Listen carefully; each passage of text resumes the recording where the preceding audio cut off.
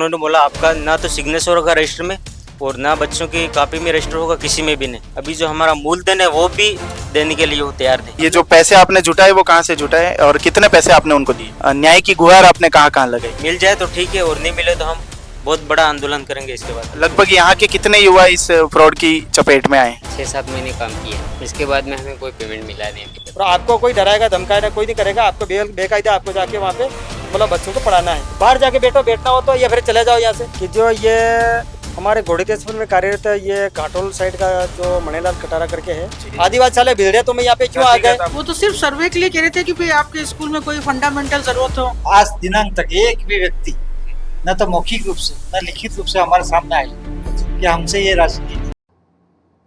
इल्ज़ाम तो हर कोई एक दूसरे पर लगाता है, लेकिन सच वही होता है जो वक्त सामने लाता है। मेरा नाम है कौस्तुभ और आप मुझे सुन रहे हैं बीबीसी राजस्थान पर। ये कहानी है उन 600 से 700 युवाओं की जो पढ़े लिखे होने के बावजूद भी नौकरी की आस में भेड़ चाल का हिस्सा बन गए। 40 से 50 हज़ार रुपये देकर नौकरी मिलेगी, इस भरोसे ने उन्हें ऐसे जाल में फंसा दिया जहां आज सिर्फ सवाल बचे हैं, कौन है दोषी? वह फाउंडेशन जिसने वॉलंटियर्स भर्ती की आड़ में यह सब कारनामा कर दिया, या वह सरकारी मास्टर जो बिचौलिया बन गया, या फिर शिक्षा विभाग जिनकी आंखों के सामने यह सब कुछ चलता रहा और फिर भी किसी को भनक तक नहीं लगी। लेकिन अहम बात यह भी है कि आज के मौजूदा हालातों ने युवाओं को और असुरक्षित बना दिया है। कभी पेपर लीक तो कभी परीक्षाओं का रद्द होना तो कभी भर्ती की प्रक्रियाओं पर रोक। इन सब ने न सिर्फ उनके आत्मविश्वास को तोड़ा है बल्कि सिस्टम पर भरोसा भी डगमगा दिया है। ऐसे में जब कोई आसान रास्ते का लालच दिखाता है तो कई युवा अनजाने में ही ऐसे फंदों का शिकार बन जाते हैं। आश्चर्य की बात यह भी है कि इतने पढ़े लिखे युवा भी ठगी का शिकार बन सकते हैं, और अगर हाँ तो इस पूरी ठगी का असली जिम्मेदार कौन है?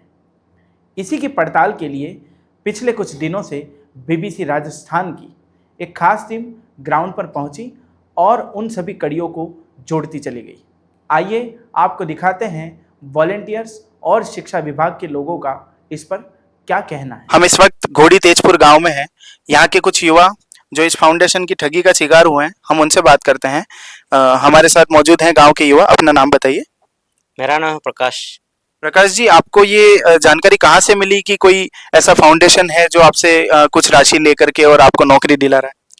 सर एक दो जो ब्लॉक पे मतलब लगते जा रहे थे जो मित्र, उसके माध्यम से फिर हम मणिलाल जी सर से बात हुई, उन्होंने जानकारी बताई, उसके माध्यम से हमने वो पेमेंट दिया। 40,000 रुपये की राशि दी हमने, ऑनलाइन दी उनको।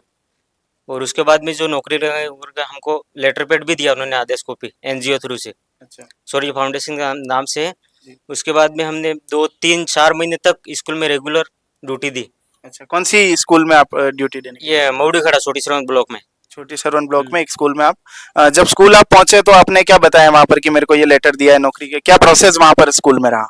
वहाँ पे जब हमने बताया, उन्होंने बोला आपका ना तो सिग्नेचर होगा रजिस्टर में और ना बच्चों की कॉपी में रजिस्टर होगा, किसी में भी नहीं। आपको ओनली पढ़ाने का काम है। अच्छा। हाँ। मतलब अगर आप किसी बच्चे की कॉपी जांच करके और उस पे कोई साइन करना चाहे तो वो आपको वहाँ पे? नहीं, बिल्कुल मना था वो। बिल्कुल मना बिल्कुल था। मना आप था। स्कूल में किसी भी आधिकारिक तौर पर नहीं, किसी पे भी सिग्नेचर हमारा अलाउ नहीं था। इतना सब जब स्कूल में हुआ तब आपको एक बार भी ऐसा नहीं हुआ कि ये हमारे साथ कुछ गलत हो रहा है या ऐसा, या इसके बारे में आपने कहीं बात की? जिनको आपने पैसे दिए उनसे आपने बात की? सर वो हुआ, पर हमने यूँ विश्वास किया प्रत्येक ब्लॉक में ये काम कर रहे 2-3 जिलों में। और उसके बाद में जो टीचर से हमने, जो गवर्नमेंट टीचर है उनके ऊपर हमने विश्वास किया, उनके हिसाब से हमने ड्यूटी करी। और पेमेंट की बात करी तो जब उन्होंने टाइम दिया हमको 2-3 बार, मतलब 5 को आ जाएंगे, 10 को आ जाएंगे, 15 को आ जाएंगे, यूँ करके अभी जो हमारा मूलधन है वो भी देने के लिए वो तैयार थे। आप ये जो पैसे आपने जुटाए वो कहाँ से जुटाए और कितने पैसे आपने उनको दिए? हमने 40,000 रुपये दिए उनको, और वो भी बहुत बड़ी मुश्किल से, मतलब कहीं ब्याज के ऊपर और कहीं जमीन गिरवे के ऊपर हमने एकजुट करके फिर दिए पैसे। पैसों की बहुत तंगी के कारण से आपने पैसा व्यवस्था करके उनको दिया। आप भी किसी स्कूल में गए थे सेवाएं देने के लिए? गए थे। कौन सी स्कूल में आप गए थे? खोरापाड़ा कुंडल। अपना नाम बताइए। शिवराम। शिवराम जी हैं हमारे साथ। शिवराम जी, जब ये फाउंडेशन की ये सात एक महीना आपने स्कूल में वॉलेंटियर्स भर्ती में काम किया, बच्चों को पढ़ाया, ये सब किया। इसके बाद जब आपको ये पता चला कि ऐसा कोई फाउंडेशन से किसी विद्यालय में कोई भर्ती हुई नहीं है, तो कैसा महसूस हुआ आपको? क्या लगा? क्या मन में आपके सवाल आए? सर वो कर रहे थे सबके साथ में, हम किया और एक दूसरे को पता चला और वो कर रहा मैं भी कर लूं, तो यूं करके गए और वो आदेश दिया और उसके बाद में सर को ऑनलाइन पेमेंट किया। उसने बोला आपको जाओ स्कूल में, आपको आदेश देना और सर को वो जाके वहाँ देगा ब्लॉक शिक्षा अधिकारी को। वो जी, कहाँ कहाँ आपने अब बात की है कि हमारे साथ ऐसा ऐसा अन्याय हुआ है या जो भी हुआ है, न्याय की गुहार आपने कहाँ कहाँ लगाई? अभी तो कहीं नहीं गए, पर अभी हम यहीं एक बांसवाड़ा से वहाँ प्रतापगढ़ छोटी सरमन किसी विद्यालय में यहाँ से जब ये आपके साथ हुआ तो कहीं पुलिस कंप्लेन आपने करने की कोशिश की क्या? बिल्कुल सागवाड़ा करी, उसके बाद में घंटाली, चौकपुरा, प्रतापगढ़। क्या आश्वासन मिला वहां से? वहां से आपको हमको आश्वासन मिला आपका काम हो जाएगा, यूं करके उनसे बातचीत करेंगे, इनके बारे में पूरी जानकारी निकालेंगे। उसके बाद में हमको टाइम भी दिया उन्होंने, उसके बाद वो टाइम भी 2-3 बार निकाल दिया हमसे।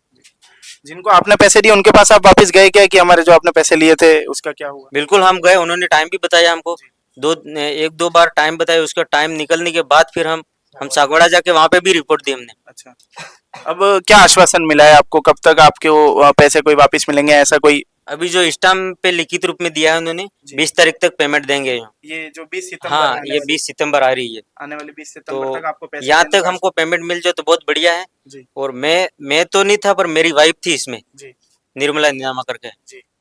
तो उसके माध्यम से अब मिल जाए तो ठीक है, और नहीं मिले तो हम बहुत बड़ा आंदोलन करेंगे इसके बाद में। लगभग यहाँ के कितने युवा इस फ्रॉड की चपेट में आए हैं? हमारे ब्लॉक में है लमसम 200 के आसपास है। 200 युवाओं ने पैसे दिए और उनके साथ ये ठगी हुई। हाँ, 200। क्या कहना चाहेंगे आप इस पूरे के बारे में? क्या आपने भी कोई विद्यालय में काम किया है? किस रूप में काम किया है? कौन से विद्यालय में काम किया? अपना पहले नाम बताइए और पूरी घटना बताइए। नंदू कुमार जी।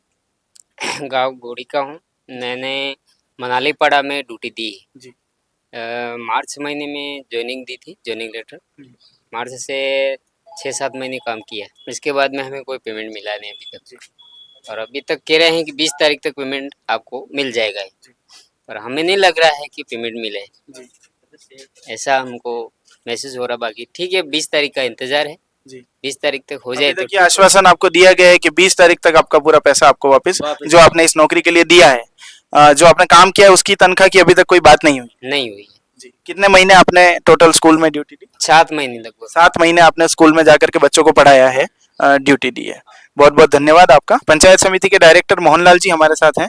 मोहनलाल जी, जैसा कि इन बच्चों ने बताया कि इस पंचायत समिति के लगभग 200 से ज्यादा बच्चों के साथ ये एक निजी फाउंडेशन ने कोई घोटाला किया है, जिसमें इन्होंने विद्यालयों में ड्यूटी भी दी, इसके बाद भी ना कोई तनख्वाह इनको मिली, ऊपर से जो उस नौकरी के लिए पैसा इन्होंने भरा था वो भी इनको वापस नहीं मिला। इन पूरी बात में आप क्या जानकारी रखते हैं? सर इसमें जानकारी तो यह है कि इन बच्चों को मतलब विश्वास तो ये किया जी। कि जो ये हमारे घोड़ी तेजपुर में कार्यरत है, ये घाटोल साइड का जो मणिलाल कटारा करके है, जी। तो वो यहाँ पे ड्यूटी करता सर, जी। सरकारी कर्मचारी मास्टर है जी।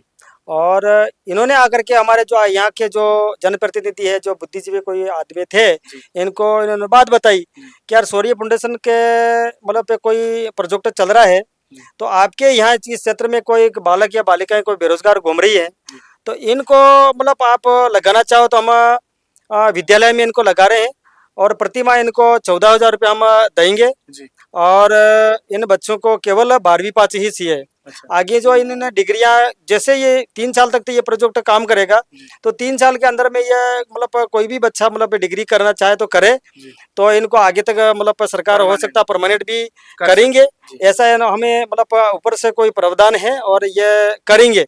और हम जो हमारे सूर्य फाउंडेशन का पूरा परिवार हम साथ में है और सब हम इन सरकार से अपना जो भी मांग करके अपने इन बच्चों को हम परमानेंट करने की मतलब इच्छुक रखते हैं और हमने ये वहाँ से ही कदम उठाया है। पढ़े लिखे जैसे लोग थे, इन लोगों को आकर के उन्होंने समझाया, गाइड किया उनको, तो इन लोगों ने फिर सोचा कि चलो यार क्यों नहीं, बेरोजगारी हमारे बालक बालिका यहाँ पे घूम रही है, तो यार पहले तो उन्होंने डिमांड रखा भाई 1,20,000 रुपया लेंगे। और यहाँ पे जो बेघोड़ एरिया है हमारे यहाँ पे, जो छोटी सरन ब्लॉक है, थोड़ा पिछड़ा हुआ एरिया है, एरिया को देखते हुए उन्होंने 40,000 रुपये तय किए। कम बच्चे 40,000 तय किए थे, तो 40,000 रुपये मतलब इन्होंने तय किए। तो 40,000 रुपया देना है और आपको 40,000 रुपया देने के बाद में तुरंत हम आपको जोनिंग दे देंगे और आपको जाके विद्यालय में काम करना। आज जोनिंग दे रहा तो कल आपको मतलब नियुक्ति मिल जाएगी और आप जाके विद्यालय में काम करोगे, आपके कोई रोक टोक नहीं रहेगा। हमारे शिक्षा मंत्री का भी इसमें मतलब अक्सर हो गया है, उनसे भी बात हो गई है और अपने जो मुख्यमंत्री इनसे भी भजनलाल जी से भी बात हो गई है और हमारे जिला शिक्षा अधिकारी से भी बात होगी। आपको बीओलो कोई आपको रोक टोक नहीं करेगा। ऐसा इतने में आपको कोई रोक टोक करता है तो हमारी जो गारंटी रहेगी। तो ना तो कोई पैसे दिया सर कि ना इन्होंने की जो जीबान करी और बात करी उस बात में कोई खरे उतरे कि ना हमें कोई मतलब जो सूर्य फाउंडेशन के मार्फत से हमें कोई कागज लेटर ऐसा है कि हम इस तारीख को पैसे दे रहे हैं, ये कोई वो भी हमारे पास में प्रूफ नहीं है। तो इस प्रकार के सब खिलवाड़ हुआ है बच्चों हमारे बच्चों के साथ में। मेरा बच्चा भी है तुलसीराम मेड़ा करके, मेरा बच्चा भी इसके साथ में है और मैंने भी 40,000 रुपये साथ भी हाँ अच्छा। तो मेरे बच्चे के साथ में हुआ था, बाकी अन्य बच्चे से हमारे ही परिवार के हमारे क्षेत्र की है सब। तो फिर मनीलाल जी जो कटारा साहब ने मतलब बात करी कि आप सागवाड़ा आ जाओ, फोन करके हमको बुलाया कि सागवाड़ा आ जाओ, अपना जो बैठ करके जो हमारे जो सूर्य फाउंडेशन के जो विभाग के जो आदमी हैं और इनसे मतलब अपना बात करेंगे। तो मेन आदमी से बात करेंगे तो आप भी मानोगे कि वास्तविक किस तारीख को पेमेंट डालना है, ये पेमेंट वापस लेना है, ये बात अपन उस दिन बैठ करके वार्तालाप करेंगे और आप यूँ आ जाओ यूँ। हाँ तो 20 लाख का सर रामचंद्र जी को चेक दिया उन्होंने। अच्छा तो 20 तारीख पहले आप चेक ये मतलब इसमें 20 लाख रुपए हम डाल रहे हैं, तो ये 20 लाख रुपए आप इन बच्चों को बांट दो और बाकी पैसे हम फिर देंगे। तो ऑफिस के बाहर जाके हम बैठे, आराम से बैठे और वो अंदर जो काम कर रहे थे तो कोई गार्ड था, उसने जाके पता दिया अंदर तो जो कोई तुम्हारे कोई मिलने वाले बाहर आए बैठे यूं करके बात करी। तो अंदर से सब वो आदमी 2-3 आदमी वहां से अंदर से निकले, उनके काम जो करते थे उन्होंने पूछा हमारे को, मैं भी साथ में था और हमको पूछा कि सर यहाँ क्यों बैठे आप, किसने बुलाया आप? मैंने कहा साहब हमारे जो हम जो सूर्य फाउंडेशन के मार्फत से हम जो विद्यालय में हमको वॉलंटियर के हिसाब से हमने लगाए तो हम वहाँ पे काम कर रहे थे, हमारे वेतन नहीं मिला है तो इसलिए हम यहाँ पे आए हैं। तो फिर वेतन तुम्हारे जो खाते में आ जाएगा, तुम्हारे यहाँ बैठने की कोई जरूरत नहीं, तुम कौन पहचानता किसको बुलाया, क्यों आए यहाँ पे, यूँ करके सब अभद्रता जो भाषा से हमने हमारे बोलचाल करी, हमको वहाँ से भगाया। अच्छा। बाहर जाके बैठना हो तो या फिर चले जाओ यहाँ से, आदिवासी साले भिड़े तुम्हें यहाँ पे क्यों आ गए, जातिगत की मतलब व्यवहार से हमने जो बात करी उन्होंने और हम वहाँ से उनको भगाया। हाल फिलहाल में क्या स्थिति है, आपको क्या लगता है? सर मैं यही चाह रहा हूँ कि हमारे जो गरीब काश्तकार जो काबिल जो आदमी हैं और बालक हैं, इन्होंने सर हमारे खेती गिरव रखी, जवर भी गिरव रखे बेचे और खेती में मतलब अनाज भी बेचा और कहीं न कहीं मतलब आदमी घर पे कोई पैसे तो है नहीं, गिरव रखा न कहीं मतलब ये पैसे हमने मतलब ब्याज पे लाए, यूँ करके हमने जो पैसे ये इनको दिए हैं। तो मैं ये चाह रहा हूँ कि हमारे तो कोई लालसा नहीं है, हमें जो पैसे दिए वो पैसे वापस दे दे। हमें हमारे और सूर्य फाउंडेशन वालों से हमें कोई लड़ाई झगड़ा कोई नहीं। आज भी हमको ये पैसे लौटा देता हम तो लेने के लिए तैयार है साहब। हमारे साथ इस वक्त मौजूद हैं शफत अंजुम जी। आप इस बांसवाड़ा में वर्तमान में जिला शिक्षा अधिकारी हैं। ये जो फाउंडेशन की गड़बड़ी पूरे जिले भर के सरकारी विद्यालयों में एक निजी फाउंडेशन द्वारा की गई है, इसकी जानकारी के लिए हम आपके पास आए हैं। नमस्ते मैडम, एक बार हमें ये बताइए कि यह जो एनजीओ है इसने स्कूलों में जो वॉलेंटियर भर्ती करवाई, इसके बारे में आपको जो जानकारी मिली वो कब मिली? ये साल भर पहले हमारे पास परिषद जो है संकुल जयपुर से एक लेटर आया था जिसमें एमओयू था, जिसमें प्रतापगढ़, डूंगरपुर और बांसवाड़ा 3 जिलों को उन्होंने काम सौंपा था कि आप स्कूलों में जाके सर्वे करें। उस आधार पे हमने सीबीओस को लेटर लिखे थे कि भाई आप इनको सहयोग करें सर्वे के अंदर, तो इसलिए हमने उसके आधार पर एक सीबीओ को लेटर निकाला था। उस लेटर में क्या मेंशन था, मतलब कि किस प्रकार का सहयोग फाउंडेशन को विद्यालय द्वारा किया जाए? वो तो सिर्फ सर्वे के लिए कह रहे थे कि भाई आपके स्कूल में कोई फंडामेंटल जरूरत हो, जैसे फिजिकली कोई, जैसा कि उस एमओयू में बताया गया कि विद्यालयों में स्मार्ट क्लासरूम के प्रोजेक्ट के लिए यह सर्वे किया नहीं, वो नहीं, स्मार्ट क्लास का तो बाद में आया है। शुरू फर्स्ट टाइम तो सिर्फ सर्वे आया था कि भाई किसी विद्यालय में कोई रिपेयरिंग का काम हो या कुछ भौतिक संसाधन की जरूरत हो तो हमारा एनजीओ उसमें हेल्प करेगा। तो पहले तो हम सर्वे करेंगे, सर्वे के आधार पर रिपोर्ट बना के आगे भेज के हम कार्य करेंगे। कब ये पता चला कि एनजीओ के द्वारा ये जो काम सर्वे का था या सर्वे का काम धीरे धीरे वॉलेंटियर्स भर्ती में बदल गया, और फिर जब शिक्षा विभाग को इस बारे में पता चला कि यह जो है वो ठगी का मामला है, तो शिक्षा विभाग को पता चलने के बाद शिक्षा विभाग ने क्या एक्शन? वॉलेंटियर्स को लगाना एनजीओ का लुकआउट है, क्योंकि शिक्षा विभाग की तरफ से ऐसा कोई ना आदेश है ना सरकार की तरफ से आदेश है कि वॉलेंटियर्स स्कूलों में जाके कार्य करें। ये एनजीओ ने ही लगाए अपने वॉलेंटियर्स उन स्कूलों को जहाँ पर उनको लगा कि सर्वे करके हम उस स्कूल का उद्धार करेंगे। तो जो वॉलेंटियर्स लगे उनका मानदेय से शिक्षा विभाग का कोई लेना देना नहीं, उनकी उपस्थिति से कोई लेना देना नहीं, क्योंकि हमने अभी 26 जुलाई 2025 में मैंने एक लेटर वापस मूव कराया सभी सीबीओस को। उसमें साफ लिख दिया है कि शौर्य फाउंडेशन से लगे हुए वॉलंटियर्स का उपस्थिति प्रमाण पत्र हमारा कोई संस्था प्रदान नहीं देगा, और मानदेय का भी लेना देना शिक्षा विभाग का नहीं है। ये एनजीओ के द्वारा लगे गए, तो एनजीओ जाने और वॉलंटियर्स जाने। वर्तमान में आपको क्या लगता है, जिन लोगों के साथ ठगी हुई है, क्या शिक्षा विभाग उनकी किसी प्रकार से कोई मदद कर पाएगा? नहीं, ठगी हुई है तो ये तो सारा क्वेश्चन जाता है एनजीओ के ऊपर ही, क्योंकि शिक्षा विभाग को से कोई लेना देना था ही नहीं। हमने तो सिर्फ जयपुर संकुल के आदेश के तहत हमने सर्वे की परमिशन दी थी और हमने कहा था। बाकी इन्होंने वॉलंटियर्स लगाए, किस आधार पर लगाए, क्या आवेदन किया है, क्या उनको कहा गया, वो हमको कोई पता नहीं है।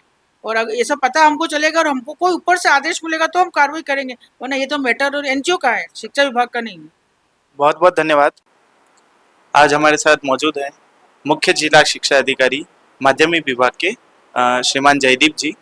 जयदीप जी, ये जो एमओयू साइन हुआ था और फाउंडेशन को जो पूरा मामला चला, इसमें विद्यालयों में जिन भी वॉलेंटियर्स ने सेवाएं दी, क्या ये वॉलेंटियर्स किसी शैक्षणिक कार्य के लिए विद्यालय में गए थे? जहाँ तक मेरी जानकारी है, ज्ञान संकुल पोर्टल के माध्यम से प्रोजेक्ट तैयार करने के लिए प्रोजेक्ट दिए थे। उस प्रोजेक्ट में कुछ कमियां थी, तो कमियों को पूरी करने के लिए उनको निर्देश दिए गए थे कि उसका सर्वे या आकलन कार्य के लिए इनको कहा था। उसी आकलन कार्य के मद्देनजर परिषद से एक पत्र था कि इनको आकलन कार्य में सहयोग करें, और उसी आकलन कार्य के लिए इन्होंने कुछ वॉलंटियर्स को लगाया।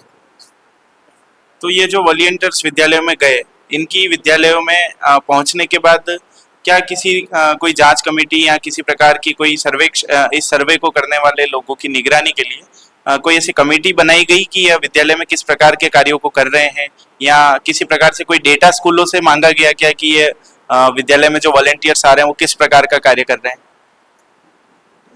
ये पत्र जब जारी हुआ उसके बाद से कितने वॉलंटियर्स लगाए, कहाँ लगाए, कितने लोग लगाए, न तो कभी फाउंडेशन ने हमको बताया, हमारी जानकारी में नहीं कि कितने लोगों को कितने समय के लिए लगाए। फिर ये जब बात समाचार पत्रों के माध्यम से आई, तब इसको क्लियर किया गया कि हमारी तरफ से ऐसे किसी को सहयोग नहीं किया जाएगा। जब समाचार पत्रों में ये बात आने लगी तो उसमें ये भी मामला सामने आया कि इनको भर्ती के लिए इनसे कोई एक मोटी राशि भी वसूली गई है और एक सरकारी परमानेंट नौकरी का झांसा दे करके इनको बुलाया गया है। तो शिक्षा विभाग ने इस पर क्या एक्शन लिया? आज तक आज दिनांक तक एक भी व्यक्ति न तो मौखिक रूप से न लिखित रूप से हमारे सामने आया कि हमसे ये राशि ली गई।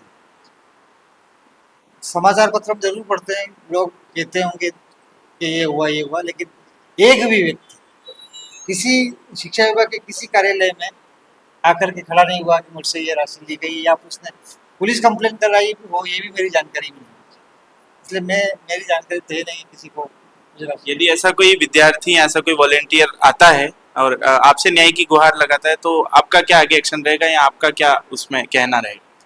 हम तो संबंधित संस्था से पूछेंगे, फिर उच्चाधिकारी को भी बताएंगे कि इस प्रकार का इसमें बात हुई, उनकी जानकारी मिलाएंगे। ये लोग जब आप जो बता रहे हो कि शैक्षणिक कार्य किया, शैक्षणिक कार्य किया, तो इन्होंने लंबे समय तक वो रोज आते, उनके पास शायद एक ना कोई मोबाइल ऐप जैसा था, उससे आकर के ये उन्होंने सर्वे कार्य किया। उसमें विद्यालय गतिविधियाँ भी इसके अंदर जुड़ी हुई थी, हम तो उसी का एक पार्ट मान रहे थे। कोई शैक्षिक गतिविधियाँ करने के लिए तो हमारे पास टीचर पर्याप्त है लेवल 1-2 के, और ना उन्होंने हमसे कभी कुछ कहा। हमें तो ये भी जानकारी नहीं कि कितने लोग लगे भी हैं कि नहीं लगे।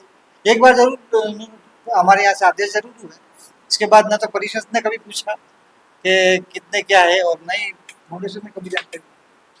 ऐसी कोई घटना फिर से नहीं हो, इसके लिए क्या यहाँ कार्यालय की तरफ से, विभाग की तरफ से अब कोई ऐसी व्यवस्था बनाई गई है कि ऐसा कोई फाउंडेशन या ऐसा कोई भी व्यक्ति जो शिक्षा विभाग में इस तरह की कोई गड़बड़ी नहीं कर पाए, इसके लिए कोई मंथन या कोई ऐसी जांच कमेटी या कोई बैठक अभी तक हुई है क्या विभाग? नहीं, हम लगातार बात करते हैं। देखो, ऐसा है कि जनता को जागरूक होना पड़ेगा। ये बात तो आप माने कि कोई भी संस्था सीधे राजकीय सेवा में प्रवेश दे नहीं सकती, और अगर दे रही है तो वो गवर्नमेंट के लिए तो है नहीं। ये तो जनता को जागरूक होना पड़ेगा। ये कोई बैकडोर एंट्री से कोई प्रवेश नहीं दे सकता।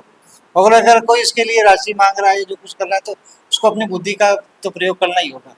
और क्योंकि इस गवर्नमेंट सर्वेंट में आना है तो इसके लिए प्रतियोगिता परीक्षा है, भर्ती के कुछ नियम है, प्रक्रिया है, उसके बाद ही सब होता है। अभी भी बहुत सी कंपनियां आती है शिक्षा विभाग में अपना देने के लिए। रोज प्रोजेक्ट होते हैं, रोज ही कुछ विभाग को देने के लिए। तो ऐसी कंपनियां तो आती रहती है, आएंगी फिर आएंगी। लेकिन उस कंपनियां अगर आकर के इस प्रकार का काम करने लग जाए, या कोई उनके भरोसे में आकर के कोई राशि अपनी दाव पे लगा ले, तो वो तो लोगों को थोड़ा सा जागरूक तो होना पड़ेगा। सवाल उठे हैं, जवाब धुंधले हैं, जिम्मेदारी हर कोई टाल रहा है, लेकिन सच्चाई अब छिप नहीं पाएगी। यह तो सिर्फ शुरुआत है, हमारी पड़ताल जारी है। बहुत जल्द हम आपके सामने लाएंगे कौन कौन से राजनीतिक चेहरे इस खेल से जुड़े बताए जा रहे हैं और किन विभागीय अफसरों की मिलीभगत ने इस घोटाले को पनपने दिया। सच सामने आएगा, चेहरे बेनकाब होंगे और ठगी का असली जिम्मेदार आखिरकार उजागर होगा। इंतज़ार कीजिए, बहुत जल्द पूरी कहानी आपके सामने होगी। बने रहिए BBC राजस्थान के साथ।